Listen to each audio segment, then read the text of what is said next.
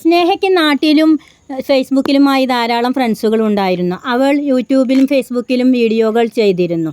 അവളെ ഫേസ്ബുക്കിലും യൂട്യൂബിലും വീഡിയോകൾ ചെയ്യുവാൻ സഹായിച്ചിരുന്നത് അവളുടെ അയൽവാസി കുട്ടികളും നാട്ടിലെ നല്ല സുഹൃത്തുക്കളുമായിരുന്നു. കാരണം അവൾക്ക് മൊബൈൽ ലോകത്തെക്കുറിച്ച് ഒന്നും അറിയില്ലായിരുന്നു. നാടൻ പാട്ടുകളും കഥകളും കവിതകളും അവളുടെ സ്വന്തം സൃഷ്ടികളായിരുന്നു. ഏതാനും ചില നാടൻ പാട്ടുകൾ മാത്രമാണ് അവൾ ഏറെ ചൊല്ലിയിരുന്നത്. അതിനൊക്കെ സഹായിച്ചിരുന്നതും അത് അപ്ലോഡ് ചെയ്യുവാനും വീഡിയോ ചെയ്യുവാനും എഡിറ്റ് ചെയ്യുവാനൊക്കെ സഹായിച്ചിരുന്നത് അവളുടെ അയൽവാസി കുട്ടികളും നാട്ടിലെ നല്ല സുഹൃത്തുക്കളുമായിരുന്നു. അവളുടെ വീഡിയോകൾ കണ്ട് ഫേസ്ബുക്കിലെ ഫ്രണ്ടുകൾ അവൾക്ക് മെസ്സേജും റിക്വസ്റ്റുമൊക്കെ അയച്ചിരുന്നു. അവളിൽ നിന്നും ഒരു മറുപടിയും കിട്ടാതായപ്പോൾ അവരൊക്കെ അവളുടെ ഫോണിലേക്ക് വിളിച്ച് ചോദിക്കൽ തുടങ്ങി. എന്താണ് മെസ്സേജ് അയച്ചതിനും റിക്വസ്റ്റ് തന്നതിനും ഒന്നും റിപ്ലൈ തരാത്തത് എന്ന്.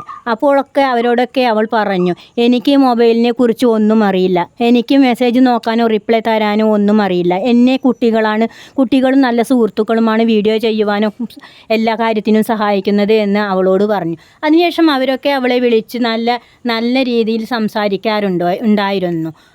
അവളുടെ വീഡിയോകളെക്കുറിച്ച് നല്ല അഭിപ്രായങ്ങളും തിരുത്തലുകൾ വേണമെങ്കിൽ അതും എഡിറ്റിങ്ങിൻ്റെ പോരായ്മകളും അങ്ങനെ നല്ല നല്ല കാര്യങ്ങൾ അവളുമായി അവരൊക്കെ സംസാരിക്കുമായിരുന്നു.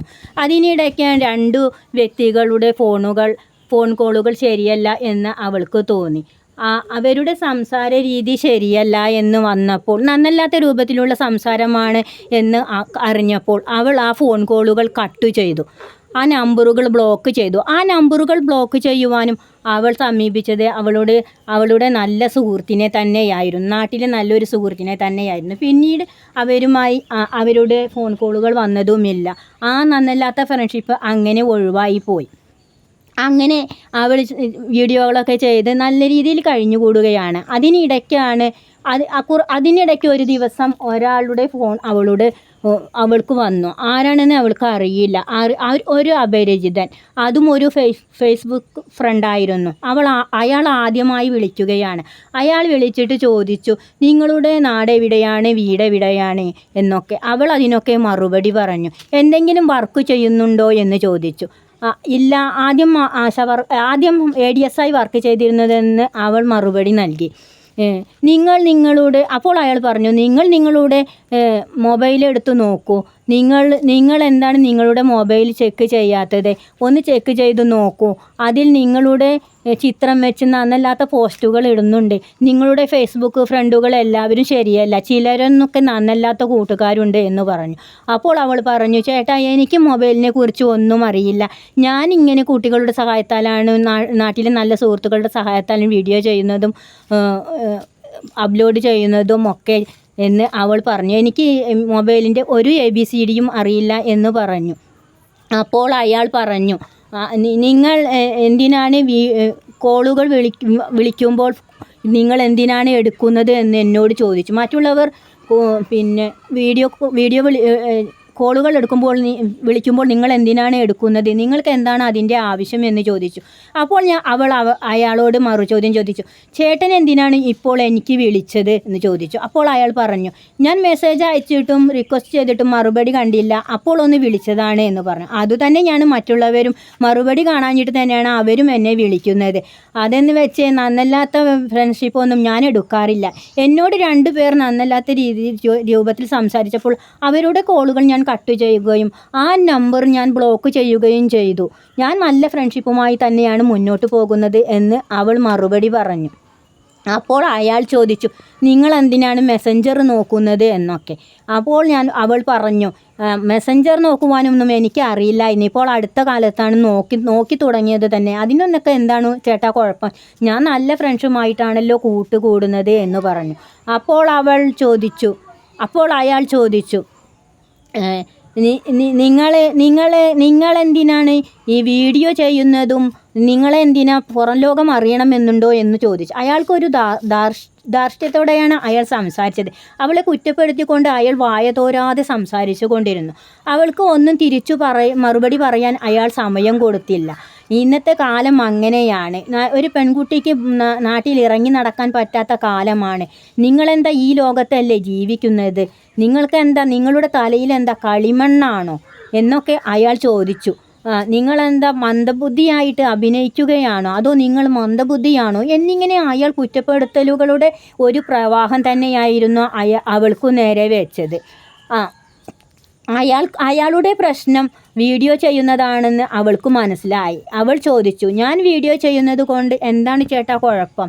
ഞാൻ നല്ല രീതിയിലാണല്ലോ വീഡിയോ ചെയ്യുന്നത്. ആദ്യം സാരി ഉടുത്താണ് വീഡിയോ ചെയ്തിരുന്നത്. ശരീരത്തിൻ്റെ ഭാഗങ്ങൾ കാണുന്നുണ്ടെങ്കിൽ അത് ഒഴിവാക്കാം എന്ന് വിചാരിച്ചാണ് പിന്നെ ചുരിദാറിലേക്കും മാക്സിയിലേക്കും മാറ്റിയത്. വീഡിയോ ചെയ്യുമ്പോൾ നല്ല മാന്യമായ വസ്ത്രങ്ങൾ മാത്രമാണല്ലോ ഞാൻ ധരിക്കുന്നത്, അതിനെന്താണ് കുഴപ്പം എന്ന് ചോദിച്ചു. അയാൾക്ക് അപ്പോഴും ദേഷ്യം വന്നു. നിങ്ങൾക്ക് ഇത്രയും നേരം ഞാൻ പറഞ്ഞിട്ട് ഒന്നും മനസ്സിലായില്ലേ? നിങ്ങൾക്ക് വട്ടാണോ എന്ന് അയാൾ ചോദിച്ചു. നിങ്ങൾക്ക് ഞാൻ പറഞ്ഞത് മനസ്സിലാകുന്ന ഒരു ടൈം വരും. 2026 27 കൂടി നിങ്ങൾക്ക് അത് മനസ്സിലാവും. നിങ്ങൾക്ക് ഇതിൻ്റെ ദൂഷ്യഫലങ്ങൾ നിങ്ങൾക്ക് മനസ്സിലാകും. അപ്പോൾ നിങ്ങളെ ഞാൻ പറഞ്ഞ വാക്കുകൾ ഓർക്കും എന്ന് പറഞ്ഞ് അയാൾ ഫോൺ കട്ട് ചെയ്തു. അന്നു രാത്രി അവൾക്ക് ഉറങ്ങാൻ കഴിഞ്ഞില്ല. അയാൾ എന്താണ് ഇങ്ങനെയൊക്കെ പറയുന്നത്? ചിലപ്പോൾ അയാൾ പറഞ്ഞത് ശരിയായിരിക്കാം. മൊബൈലിൻ്റെ ചീത്ത വശങ്ങളുമുണ്ടല്ലോ. അവളുടെ ഉറക്കം പോയി. അവൾ പലതും ആലോചിച്ചു. അങ്ങനെ കിടന്നു. താൻ ആർക്കും ഒരു തെറ്റും ചെയ്തിട്ടില്ലല്ലോ, പിന്നെ എന്തിനാണ് തന്നെ ഇങ്ങനെ ക്രൂശിക്കുന്നത്? തൻ്റെ ഫോട്ടോ വെച്ച് അല്ലെങ്കിൽ തൻ്റെ ഫോട്ടോ വെച്ച് അല്ലെങ്കിൽ തൻ്റെ ചിത്രം വെച്ച് എന്തിനാണ് ഇങ്ങനെ ദുഷ്പ്രവർത്തികൾ ചെയ്യുന്നത്? താൻ ആർക്കും ഒരു തെറ്റും ചെയ്തിട്ടില്ല. പൈസ കൊണ്ട് സഹായിക്കാൻ പറ്റുമെങ്കിൽ പൈസ കൊണ്ട് സഹായിക്കുന്നു, അല്ലെങ്കിൽ വീട്ടുകാര്യങ്ങളിൽ സഹായിക്കാൻ പറ്റുമെങ്കിൽ മറ്റുള്ളവരെ അങ്ങനെ സഹായിക്കുന്നു എന്നല്ലാതെ താനൊരു തെറ്റും ചെയ്തിട്ടില്ലല്ലോ എന്ന് അവൾ വിചാരിച്ചു. പിന്നെ അയാൾ ഒരു കാര്യം കൂടിയും അവളോട് ചോദിച്ചിരുന്നു. നിങ്ങൾ എന്തിനാണ് വീഡിയോ ചെയ്യുന്നത്? എന്താണ് നിങ്ങൾക്കതിൻ്റെ ആവശ്യം? അതിന് നിങ്ങൾക്ക് പൈസയ്ക്ക് ചിലവില്ലേ എന്ന് അയാൾ അവളോട് ചോദിച്ചിരുന്നു. അപ്പോൾ അവൾ പറഞ്ഞു, തനിക്ക് പൈസയ്ക്കൊന്നും ആവശ്യമില്ല, വീഡിയോ ചെയ്യുന്നതിന് എന്തിനാണ് പൈസ എന്ന് അവൾ ചോദിച്ചു.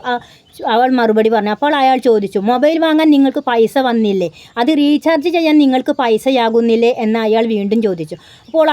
അപ്പോൾ അവൾ പറഞ്ഞു, മൊബൈൽ ഒരു അത്യാവശ്യ സാധനമാണല്ലോ. എൻ്റെ വീട്ടുകാർ വിളിക്കുമ്പോഴും ബന്ധുക്കൾ വിളിക്കുമ്പോഴും ഒക്കെ സംസാരിക്കാനും ഇതിനൊക്കെ മൊബൈൽ എനിക്ക് അത്യാവശ്യം തന്നെയാണ്. വീഡിയോ എടുക്കുന്നത് എന്നതുകൊണ്ട് എന്താണ് പ്രശ്നം എന്ന് അവൾ ചോദിച്ചു. അപ്പോൾ അയാൾക്ക് ദേഷ്യം വന്നു. അയാൾ പറഞ്ഞു, നിങ്ങൾക്ക് വട്ടാണോ? നിങ്ങൾക്ക് ഞാൻ ഇത്രയും നേരം പറഞ്ഞതൊന്നും മനസ്സിലായില്ലേ? നിങ്ങൾ എന്താണെന്ന് വെച്ചാൽ നിങ്ങളുടെ ഇഷ്ടം പോലെ ചെയ്യേ. 2026-27 ഇതിൻ്റെ ദൂഷ്യഫലം നിങ്ങൾ അനുഭവിക്കും. അപ്പോൾ ഞാൻ പറഞ്ഞ വാക്കുകൾ നിങ്ങൾ ഓർക്കുമെന്ന് അയാൾ പറഞ്ഞ് ഫോൺ കട്ട് ചെയ്തു. അന്ന് അവൾക്ക് ഉറങ്ങാൻ കഴിഞ്ഞില്ല. അയാൾ എന്തായിരിക്കും ഇങ്ങനെയൊക്കെ പറഞ്ഞത്? താൻ ആർക്കും ഒരു തെറ്റും ചെയ്തിട്ടില്ലല്ലോ. തന്നെ കൊണ്ട് ഉപകാരമേ എല്ലാവർക്കും ഉണ്ടായിട്ടുള്ളൂ. പൈസ കൊണ്ട് സഹായിക്കുമെങ്കിൽ ഞാൻ പൈസ കൊണ്ട് സഹായിക്കുന്നു, വീട്ടുകാര്യങ്ങളെ ആണെങ്കിൽ അങ്ങനെ സഹായിക്കും. താൻ ആരെയും ഉപദ്രവിച്ചിട്ടില്ല. പിന്നെ എന്തിനാണ് ആളുകൾ തന്നെ ഇങ്ങനെ ദ്രോഹിക്കുന്നത്? തൻ്റെ ചിത്രം വെച്ച് എന്തിനാണ് ഇങ്ങനെ ദുഷ്പ്രവർത്തികൾ ചെയ്യുന്നത്? അവർക്ക് ദൈവം നല്ല ശിക്ഷ തന്നെ കൊടുക്കട്ടെ. ഒരു നിരപരാധിയായ തന്നെ എന്തിനിങ്ങനെ ശിക്ഷിക്കുന്നു എന്ന് അവൾ ആലോചിച്ചു. ദൈവത്തിനോട് പ്രാർത്ഥിച്ചു. തന്നെ ദ്രോഹിക്കുന്നവർക്ക് മതിയായ ശിക്ഷ തന്നെ നൽകണേ എന്ന് അവൾ പ്രാർത്ഥിച്ചു. താൻ ഒരു തെറ്റും ചെയ്തിട്ടില്ല. ദൈവത്തിൻ്റെ മുന്നിൽ താൻ ഒരു തെറ്റും കുറ്റവും ചെയ്തിട്ടില്ല. തൻ്റെ ശരീരവും മനസ്സും ശുദ്ധമാണ്. ദൈവത്തിൻ്റെ മുന്നിൽ താൻ പതിവ്രതയാണ്, സ്വർഗത്തിലെ മാലകമാരെ പോലെ. പിന്നെ താൻ എന്തിനു ദുഃഖിക്കണം? അങ്ങനെ അവൾ വിചാരിച്ചു. നമ്മൾ ഒരു തെറ്റും ചെയ്തിട്ടില്ലെങ്കിലും നമ്മളെ ദ്രോഹിക്കുകയും പരിഹസിക്കുകയും അപമാനിക്കുകയും ചെയ്യുന്നവർക്ക് ദൈവം തീർച്ചയായും കൊടുക്കും. അത് തീർച്ചയായ കാര്യം തന്നെയാണ്. അവരുടെ അഹങ്കാരത്തിനുള്ള തിരിച്ചടി അവർക്ക് അധികം വൈകാതെ കിട്ടണമേ എന്ന് അവൾ ദൈവത്തിനോട് ആത്മാർത്ഥമായി പ്രാർത്ഥിച്ചു.